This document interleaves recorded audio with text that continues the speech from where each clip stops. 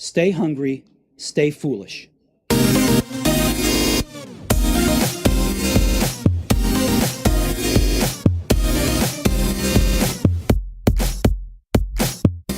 So now on the Innovation Show, it's a great pleasure to welcome Jamie White, CEO and founder of Leading Social. Before that, College Times and a plethora of other entrepreneurial endeavours. Jamie, it's a pleasure to finally talk to you. Aidan, thank you. I've been knocking on your door trying to get in myself, so it's a great opportunity, and thank you so much. So let's jump straight into it. You've been an entrepreneur since school days, so over to you. Look, for me, I never thought of the term entrepreneur. I just really enjoyed business. So in school, it was just making a couple of extra quid selling tuck, or I suppose the social scene wasn't what I expected when I went into college. So rather than going without, I just took the initiative to put it together. And after a couple of events, I realized it was really rewarding, not just financially, but socially. I got my college experience through the work. As I was promoting nights, I got really interested in dance music. So that evolved into hosting concerts with some of the international DJs. Then I figured I was marketing to students. I was marketing these events to students. So why not help businesses market to students? And I set up a marketing company at the time called the Student Network. Then I had so many dealings with students in terms of the marketing deals that we were doing and the club nights that just for a bit of fun, I set up College Times. I saw that there was a kind of a niche, there was an opportunity in that all of the college newspapers were funded by the colleges themselves. And with that, they weren't really talking about what students wanted to read. They were more so publishing what the colleges wanted the students to be seen to be reading. So I saw there was a real gap to just to promote authentic content. And I kind of felt we'd benefit off the back of that through the work we were doing, either through our marketing business or through our events. So yeah, I've had this kind of funny history of business where it wasn't as planned out as it probably should have been, but it's been really natural and organic, and it's flowed. I've had some great times, had some dreadful mistakes because I'm not planning as much as you should will do that. And I've ended up here now where I'm running a social media agency and we're working with brands both here in Ireland and internationally. But it's work that I love because all the time throughout all the business that I've done, it's all been predominantly centered through social media. So it's great to do that now at a real scale. Do you know what I picture, man, when I hear the world you were building? So you're probably like me. I wanted to go to the States to college because I really wanted to be the quarterback and with all the cheerleaders. You were in Clongoweswood College watching all these American Pie and Road Trip and all these movies, and you wanted that world, so you had to build it because it didn't exist right here. Yeah, Van Wilder in a nutshell. I got to Commerce and UCD thinking I was in for that kind of North American college lifestyle, and it was obviously completely not. So I think over the course of, I hosted club nights for maybe 6 years. We definitely threw over 100 frat parties. So yeah, you hit the nail on the head. Build it, man, build it, and they will come. But so social media, you're now CEO of one of the leading social media companies in Ireland, and if not one of the ones in Europe. And you almost discovered the power of social organically, and I always think this is the best way. It's like the best guitarists and best drummers are the ones who taught themselves. Yes, they need to know the certain steps to do so, but the ones that have a real passion for it, and you discovered that passion naturally. It was at those club nights. It sounds mad, but Bebo was all about friends. There was no business pages on Bebo. We were hosting a night at that stage, and we thought, here, why don't we just set up its own Bebo page and we'll put the pictures of the night up on it. Now, I know that's what everybody does now, and that's really, really obvious, but for us at the time, that hadn't been done, and no one had done that before, and we did it, and the night did really, really well, and then we applied it to other nights, and then as Bebo merged into Facebook, we did the same through Facebook. And actually, what happened for us was we were able to scale our business. So at the height of it, I was hosting 30 nights a week to an average of about 20,000 students every week. And no one had ever done that, to my knowledge, but certainly have been told by UK promoters. No one had done it over there either. But we were able to kind of ride a wave through social media. And this was when social media was called social networking. Nobody was really social marketing at that stage. But we were doing it. We were creating these concepts on social media, creating concepts that kind of created such a stir of mouth that they'd spread virally, and off the back of it, our event would sell out. And then we took that exact same concept and put it to College Times, where we created an article that was so bold that people would talk about it so much and spread it organically and go viral that we get tremendous traffic off the back of it. So yeah, really, really organically, and without kind of having a term or a phrase on it. This was just something we really enjoyed ourselves. So the expertise was grown completely organically. Yeah, because people now listen to that and kind of go, okay, well, that's what you do. But at the time, there was no one doing it, and there was no brands up there. And the brands up there were, thank God it's Friday style posts, while you were actually putting up real, authentic content with no holes barred. Yeah, and look, there was a lot of mistakes at that as well. Like I remember once or twice, I'd wake up probably a little bit late because I was juggling the two. I was running the magazines and the nightclubs at the same time. But I'd wake up and there'd be a good couple of messages of like shock and horror that they'd read about the disgraceful antics we were up to in either a nightclub or on the web that we published through the websites, and it hit the front page of a couple of papers. So in that kind of time where you're finding an expertise, there's a lot of trial, there's a lot of error, but it is so funny that when you tell the story of it now, people kind of shake their heads and they're like, oh, that's obvious, that's normal. But at that time, it completely wasn't, and it was there to be found and there to be explored, which was so exciting. Let's talk about College Times. I just feel College Times was very authentic. Like you said, what people wanted. There was no hidden agenda. You weren't pushing content for the sake of a brand. You were actually just putting out content that worked. But it was the scale of Ireland alone that just didn't work for it. College Times is it was a real learning curve for me, because exactly as you said, and I'd said previously, we created it just for fun.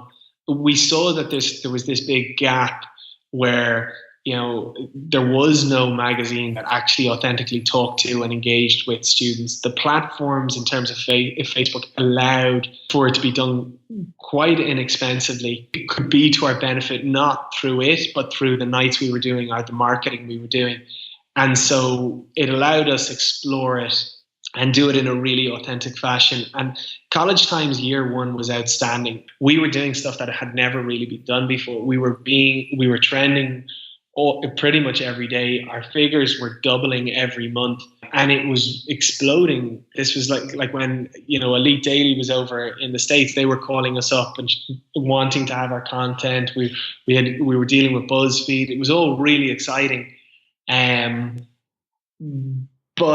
at that, I don't think the frustrating thing is that we didn't have the experience to manage that correctly. And as I said, we posted a satirical piece that wasn't as good as it should have been. It was a guide to a one-night stand, which should have been a really funny piece for college students. And instead it was a really stupid, silly piece. And we didn't appreciate how big our audience had gotten. It was literally doubling every month.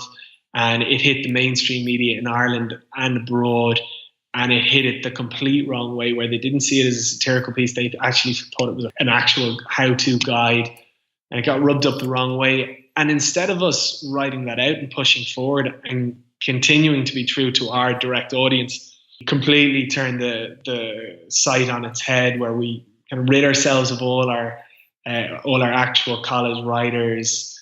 We brought in more experienced writers, changed the tone completely. And then because we did that, there was a cost. And as a cost, we then said, well, look, this thing better stand on its own head. So we started bringing in a business team, and the business team wanted the site to be in line with what advertisers wanted. And so we found ourselves taking off like a rocket year one, and then literally pulling it apart within a month or two. We didn't want to allow the curve go forward down. So I heavily pushed behind it and heavily invested behind it and really tried to force its growth then. But as I said, because we'd lost the whole heart of our content, we'd lost the connection with our audience, we really had an uphill struggle that we continued on with for 3 years. Wow. Yeah. I didn't know it so long. I didn't know it was so long afterwards, because I remember actually that, man. I remember that change in tone, because I've been following from afar and I'd seen the growth and I've seen those posts. But at the same time, I was one of the ones who understood it to be in the satirical vibe that it was, because the whole site was like that. I took the content of that site to be as if it was writers of American Pie who had a website. You know, it was that tongue in cheek fashion. That was where it was meant to be.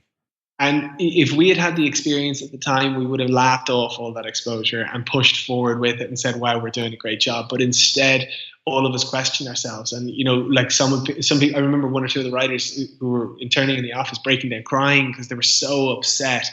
And there was such negativity showing towards what we were doing that we turned it on its head. And it's funny because for something that was so cool, and I'm really, really proud of what we did in that first year.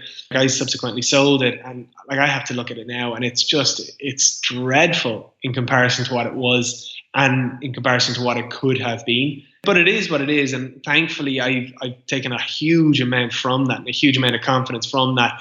I'll get the opportunity to apply that to something going forward, which would be really, really cool. But yeah, it was a hell of a learning experience. Yeah, because it kind of reminds me of the way you see a big corporate buying a startup and then imposing its culture on that startup, because like, okay, now you need to grow up and pull up your pants and start, paying your own bills, and forcing it to become something it isn't. And you see this time and time again, and the subtleties, like I can imagine those writers crying because they're like, well, this isn't who I am. So I'm now writing totally, like before it was never a job for me to write a post. Now I actually have to follow a formula that isn't me and doesn't come from my heart. And I like, as you know from leading social, that comes across immediately online. Like for me now, the strategic edge for brands on social media is authenticity. What people, I suppose, aren't as conscious of is that is picked up in seconds. It was amazing how quickly we grew and then how fast things declined because we just weren't ourselves. It showed in everything, and it showed so quickly. Yeah, a funny experience, a really funny experience watching that. You said it as well, like with an entrepreneur like you are, you hear entrepreneurs going, oh yeah, there's no such thing as failure, there's only lessons, but it still hurts. You still have those sleepless nights, you still go, oh, the money I put into this.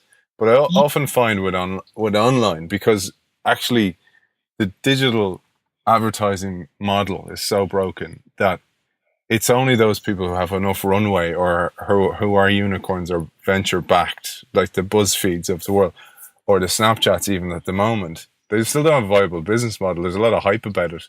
But what you can do, what you can control, I suppose, from your experience, is helping brands online socially and helping them with their tone of voice and their authenticity and being a trusted advisor to those. And I suppose you've spun all your experience into that, and that's what your focus is now. That's what's really cool because, look, not a lot of agencies venture into business themselves and their own projects themselves. So it's great being able to take so many of our experiences and apply them to clients' gain. That's cool. You can offer a hell of a lot more value. And I suppose that's, as an agency, how we're seeing ourselves compete, and that we can offer that extra added value.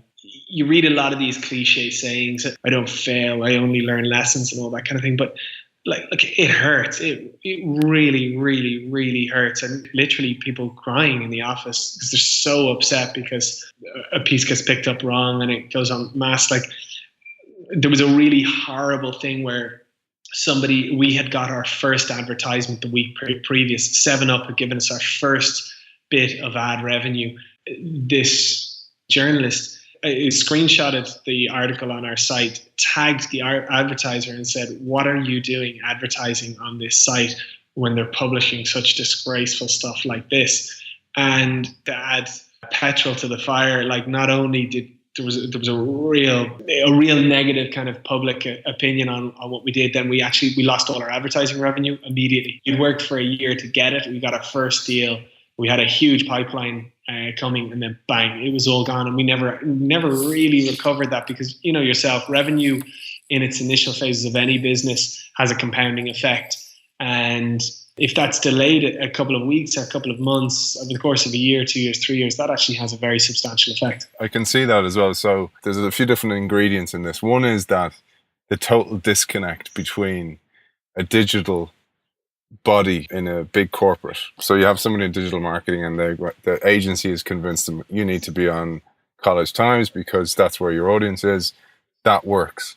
But then up the pipeline, the journalist from one of the major papers, which the CEO reads this, comes down on his marketing team, and then the poor person who actually was doing their job and actually chose correctly gets Yeah. a slap on the wrist. Then the agency gets a slap on the wrist. Then they pull all the revenue from you. The disconnect between a digital department or a chief digital officer and the CEO and their business goals, unless they're actually linked, or unless the chief digital officer is on the board of the company, it's just going to be a lot of little initiatives that don't really go on. It's going to be lipstick on a pig. Look, the environment is crap because, if you're a marketing manager and you come into a business and you look at the budgets, for the year, they're all backed up by what was done the previous year and the previous year and the previous year. And if you want to do something different, you have to break a pattern. That in itself is challenging in any environment. And so if you want to break a pattern, you have to take a risk, and you have to say, you put your neck over it and say, look, I think we should take money away from this. This is why. And I want to put money on this. And so straight away, whatever you're taking the money from is set a kind of a standard that a chance has to surpass. And so people just end up doing this, just playing it safe and just repeating their budgets from last year. Well, what happens as a result is it becomes really, really hard for new mediums or new opportunities to break through. Because so few people want to take risks. So you have a lot of brand managers that just literally press copy and paste. And there's a reward for them in that they don't have to take any risk. And then you have, exactly as you've said, some really good brand managers doing their job, or account managers doing their job, taking the risk, placing something well. But again, sometimes those good opportunities, there is a risk involved, and it's not very supportive to up-and-comers. Barry Winkles, who I work with, CEO of Catawave, he has written posts on this where most, and I'm doing air quotes here, strategy is simply just planning. It's just planning. Here's my layout for next year's plan for the year.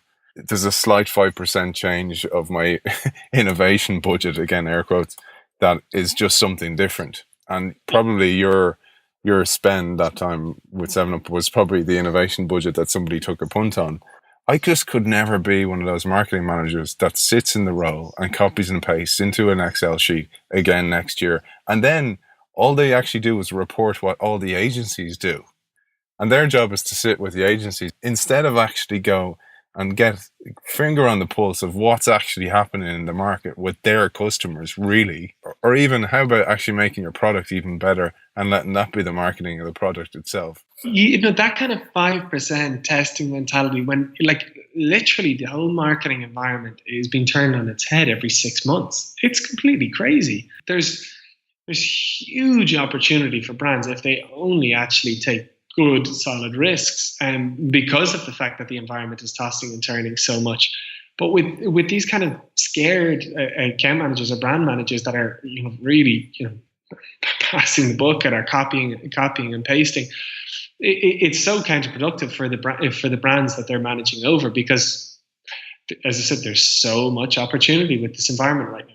Yeah, but they're also the same people who will be replaced by automation. And I know you with Leading Social, you have your finger on the pulse with all the amount of tools now that you can automate. So if you want to copy and paste, or you want to self-manage a campaign it's Unhappy Monday, and then all of a sudden it's Thank God It's Friday style posts, there's countless AI now, and not even that sophisticated. Don't even need to be artificial intelligence tools that can do that for you. It's funny, we were talking, there was this talk I was at recently, and everybody was saying how AI will never take care of customer service. No one will ever want to deal with AI for customer service. I'm actually really, really excited about AI and customer service, because you know yourself, generally whenever you've got a customer service inquiry, you're not dealing with somebody that knows too much, whereas AI bots in a couple of years are going to know absolutely everything. I lay you a bet, in a year, 2 years, 3 years, people are going to want to deal with AI bots over and above individuals, because they'll be able to get the information they want, because things will be personalized far, far better. In other areas, like for us as an agency, our kind of strategic edge in social media comes from creativity. There obviously is a lot of AI in that area, but I think there's also still a huge need for hands-on. So one of the things that I get from what Leading Social does is it's the creativity, but also the authenticity. And also, I mean, you can't underestimate the true experience of so many agencies and digital people in agencies, and again, I'm doing air quotes, are just interested in social media. And therefore, that doesn't make them an expert. But what I always found is dealing with entrepreneurs like yourself or your agency, that, you know, you have some of the team that were in college times and some of that team that have come through, and it's certainly the experience. It's the experience that you want from an agency, not the simple ABC. It's the ABZ. You know, it's the actual, here's the correct way to deal with this, or here's a novel way of dealing with this that will work for this type of audience. And I always get that's the feel what Leading Social does. Look, I kind of had to look long and hard at my skill set, and the thing I could really pull from it is that I've been using social media to my own business's end for 10, 11 years now. And there's very, very few people that have been building businesses through social media for 10, 11 years. And that gives me an edge. There's very few people that have been driving real business results through social media for several plus years. For us in our business, that's what we're all about. And exactly as you said, there's guys that we've worked with for years, applying some of the old strategies that still work just as well, and some of the things that nobody else, as far as I can see, are doing. And yeah, that's the kind of edge, and that's what we're going for. So we wanted to look at a kind of a more performance marketing. So whatever about the 9 clients out of 10 that come to us that just literally want to keep up with the Joneses and look better than their competitors on social media, the thing that we look for in terms of a relationship moving forward is where can we provide an ROI. We've just taken on Mars Pharmacy Group, and it's really exciting to be working with them because we're able to literally tell them, look, you spent this much on this ad, and when the people that saw this ad clicked through from social media onto your website, and this ad spend resulted in this spend on your website. And so to be able to tell a client at the end of the month, look, you spent X with us, but we returned Y in online sales is brilliant. And we're doing that with several clients now. And that's kind of the model we're looking to grow our agency with. So it's very different to other marketing or PR agencies that shy away from the real facts and figures and numbers and money. That's where we're putting ourselves front and center and looking to move forward from. So Jamie, where can people find you to get in touch? We're online, just leadingsocial.com. So www.leadingsocial.com. And yeah, just go from there. Nice one, man. Well, it's been a pleasure talking to you. Jamie White, CEO and founder of Leading Social. Thanks for joining us. Thank you very much. So now on the Innovation Show, we welcome Alwyn Moran, CEO and founder of CogniKids. Welcome to the show, Alwyn. Thanks a million, Aidan. Delighted to be here. I read about you and I thought it was a great story.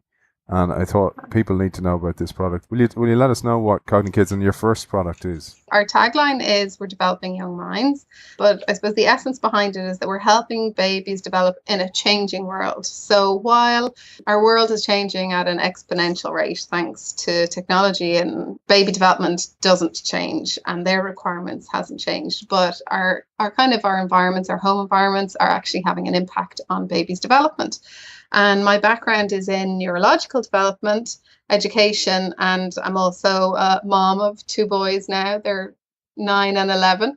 It was almost like a combination of all of that gave me the first idea for my first product, which was a crawl suit. Crawling for babies is a very important stage of development, and more babies are not crawling because we have moved to wooden and tile floors and we've moved away from the carpets. Now, I suppose if you look back and see some of the carpets from the 70s, you probably think, thank goodness, because some of them were fairly horrific in fairness.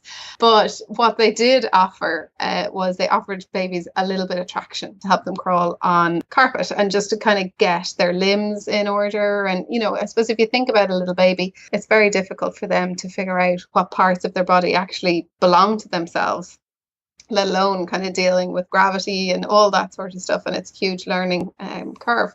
But crawling really is a massively important stage in development. And so it was when I saw my own guys really struggling, and they were both preemies as well. So I was very cognizant of the fact that they needed to try to go through their milestones. It didn't matter at what point, but just that they would go through the developmental milestones, because baby development, I always say, it's a little bit like building a house. You need the foundations kind of right in order for everything else then to be able to come on board and kind of progress naturally. So that's when I came up with, I kind of made a flippant remark, kind of going, oh, they need to make clothes with grips on them to help babies crawl. But actually then, as it turned out, we now have our product Crawl, which has been our first product to market. It has been a kind of like a constant seller, and we're very happy with that. And then we originally were Creeper Crawlers, but then we did a rebrand there to Cogni Kids, because we were getting a little bit cocky, I suppose, in a way, and just very excited. And we've come up with a few more product ideas. So we just felt like Creeper Crawlers didn't fit. When I saw it, I was like, this is like that expression, you need to walk before you can run, but you need to actually be able to crawl before you can walk, because it's totally linked, isn't it, to your it's neurological development as well. Like, so there's a whole developmental piece from your brain perspective about crawling as well.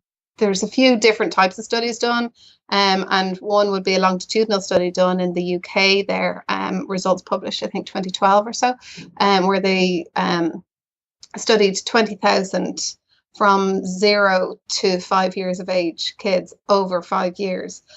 So the percentage of those that were non-crawlers were then also noted in school by teachers who would say that they would have had not a developmental issue as such, but maybe they would struggle more at that age in a school setting. And often it is only picked up in school settings. But there's other research from the US and Australia where they link and they can identify with non-crawlers who have a higher propensity to develop like a learning difficulty or a behavioral challenge. So it doesn't necessarily 100% mean that if your child doesn't crawl, they're going to end up with this, but there's a much higher propensity.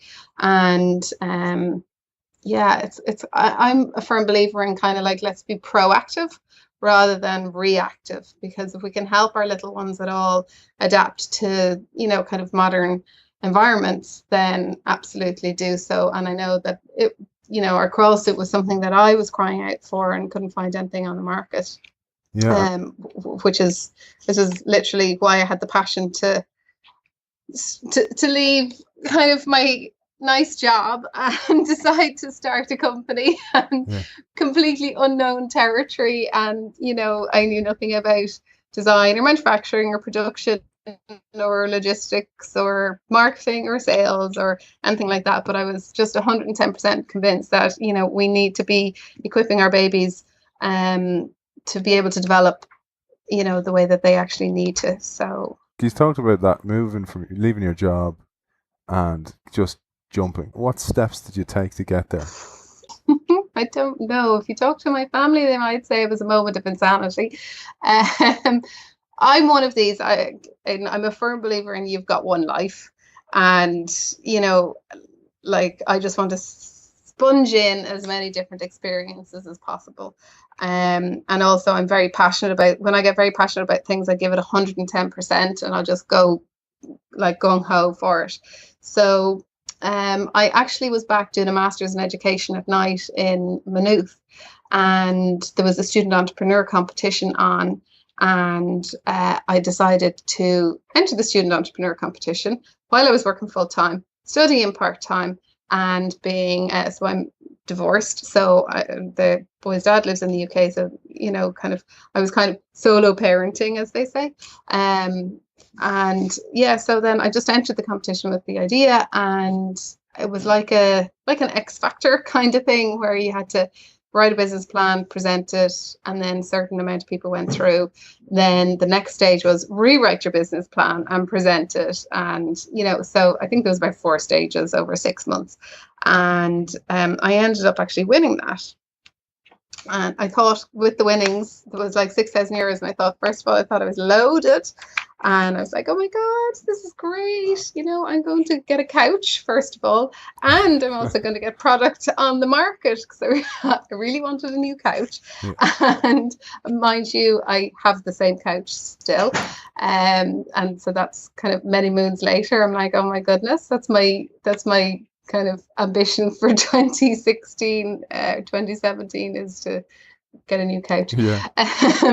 But then and then I thought I'd have loads left over to actually kind of get the product on the market and whatever else, but I hadn't a clue what was involved, so I didn't realize that the 6,000 had pretty much begun on legal stuff before anything else. So I kind of trickled into it almost. So I kept working for the first year, and I was chipping away, and kind of reached out to, say, the likes of the girls in Mothercare, and I didn't know how to reach out to a buyer, and I didn't know how you do it or whatever. So I literally just sent like an email going, hello there, I think I have a great product and I think you need to see it. That was pretty much it. Brilliant. And then a couple of weeks later, the head buyer rang, and I remembered vividly because I was in my kitchen. And I had the two kids running around like maniacs, and it was about 5 to 6 on a Friday, and I was trying to cook their dinner. And then it was like, hello, I'm from Mothercare. And I was trying to like turn off all the hob and make sure everything was off there. And then I was trying to kind of cool down the kids and say, they're now, and trying to turn on the telly to keep them occupied so that I could have a quiet kind of corner in the kitchen to actually be able to have a conversation with them.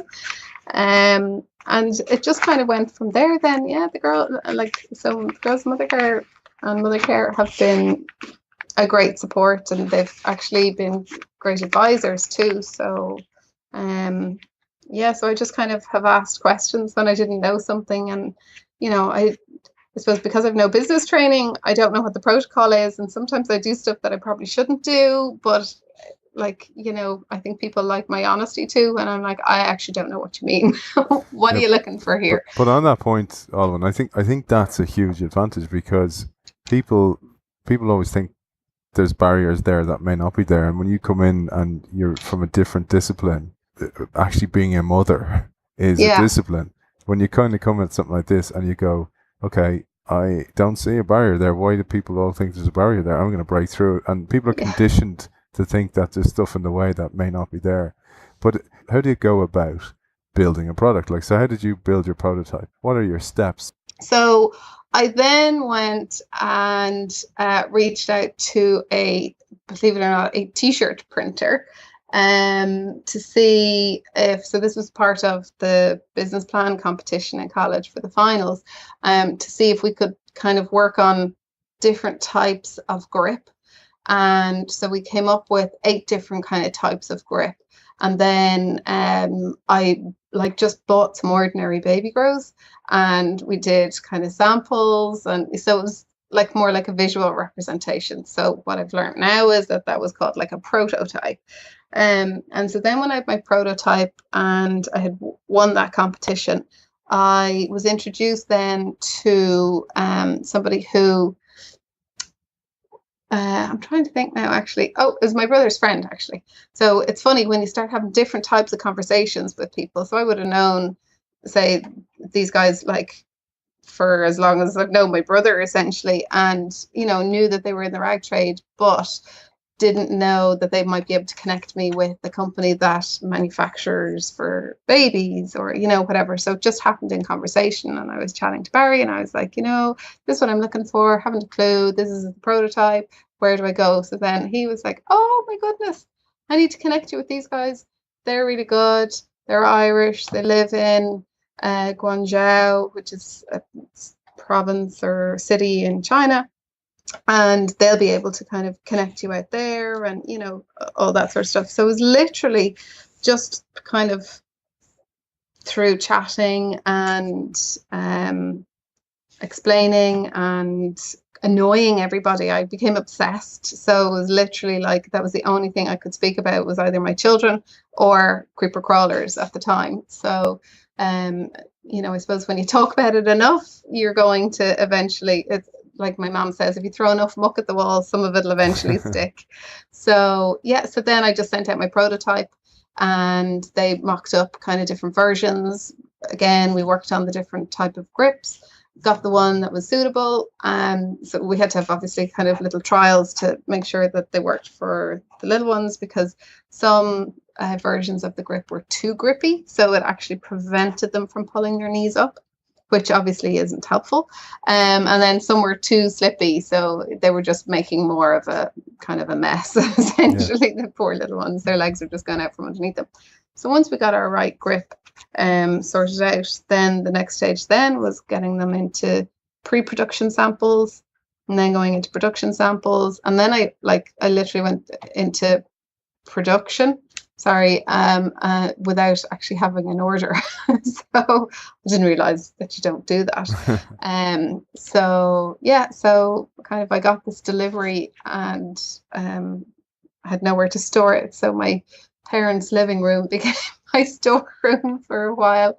And then the girls in Mother Care then ordered, and, kind of the rest then is a bit of history, I suppose, So you got your first order, and then this built up the confidence. But and then, I mean, that must be so exciting going into China yourself then, on the kind of on the trail looking for suppliers, and I'm sure your mind was racing as you do that, and then balancing home as well, balancing the two boys. Did they go with you? No, they nearly did. I mean, we did actually sit down and kind of discuss it, and because I love traveling, so I'm very happy to do all of the traveling in Europe and in the US, and I have brought them on a couple of trips before, but this time I actually, they were kind of like, "Oh, are we going to China? I can't wait." And then I just sat them down and I said, "You know what? Actually, I think maybe I should go and suss it out myself first, because I'd never been. So I've always had them along with me, but I've always been before. So I kind of know the lay of the land, and I know, I can prepare them and that." So because I had never been to China myself, I was just saying to them, I really just don't know what it's all about. And, I want to go. I want to make sure that, kind of that it's, you guys can stick it. And then I also knew the schedule that I packed for myself. I think I had packed like 6 cities in 5 days. So it was pretty intense. I mean, there was no kind of chill out or anything like that. We had one afternoon where we were coming back from one meeting on our way to another meeting, and we did a quick kind of like sightseeing kind of tour for a couple of hours. But it was relentless. So I kind of thought, it's a long flight. It's only literally, I was gone a week, but 2 of those days was traveling. So it was like 5 days there. It's too much to put on them this time. But next time, then maybe we could, add on a week at the end and, go and do some proper kind of sightseeing and things like that. So, so that's why I made the decision this time not to bring them. So can you mention any of your upcoming product? Not yet, Okay. actually. If I do, I'll have to kill you. Okay. Well, we'll be launching them to trade next month. And so I've shown a couple of Irish retailers here the products already, and they're very excited, and they're like, "Oh my goodness, we'll totally go for those." And that's the beauty of it, is that every single thing that we make, it's not just product for product's sake, but it's actually a product for developmental sake. So even our grip, the baby bottle holder, is actually designed to help develop the pincer grip, which isn't being developed anymore because, believe it or not, and an awful lot of people find this hard to believe, but little ones are given iPads and phones and things to play on. So they do all the tapping and swiping. So more and more teachers, because obviously I'm a bit of a nerd too, so I love reading research, and we're actually partnering with the university in the UK starting next month as well. So a lot of research is coming through now of the impact of tablet play on little ones, and specifically junior infant teachers are saying that there's a massive rise in children coming into junior infants unable to hold a pencil or a crayon, and they should have that grip developed by junior infant stage. But so it's all little things. So the next products, same thing. They all have a developmental aspect. That's fantastic. And you picked a great name with CogniKids. So where can people get in touch with you, Olwen? So we are on website, cognikids.com. We are also on Snapchat, believe it or not. Early mover.